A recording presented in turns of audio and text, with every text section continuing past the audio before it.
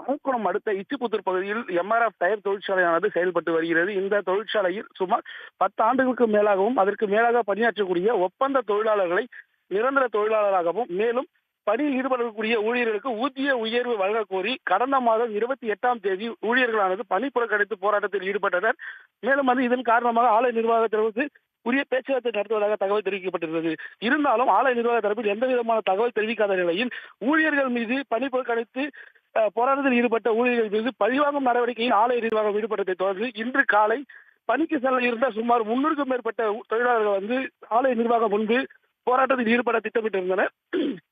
ஆனால் ஆலை நிர்வாகம் காவல்துறையை வைத்து ஆலைக்கு முன்பாக போராட்டத்தில் ஈடுபடக்கூடாது என காவல்துறை அவர் தடுத்து நிறுத்தியதால் காவல்துறையிற்கும் தொழிலாளர்களுடைய ஒரு வாக்குவாதமானது ஈடுபட்டது.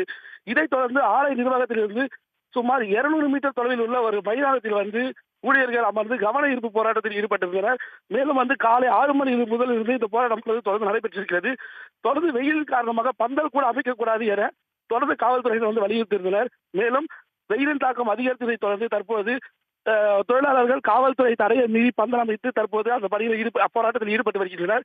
வருவாய்த்துறை சேர்ந்த அதிகாரிகள், தாசில்தார் உள்ளிட்ட முக்கிய அதிகாரிகள் சம்பவ இடத்தில் பேச்சுவார்த்தை நடத்த வேண்டும் எனவும், ஆலை நிர்வாகம் பழிவாங்கும் நடவடிக்கை எடுக்கக்கூடாது, பணி நிரந்தரம் செய்ய வேண்டும், ஊதிய உயர்வு வழங்க வேண்டும் உள்ளிட்ட கோரிக்கைகளை வலியுறுத்தி தான் தற்போது இந்த ஊழியர்களானது போராட்டத்தில் ஈடுபட்டு வருகின்றனர்.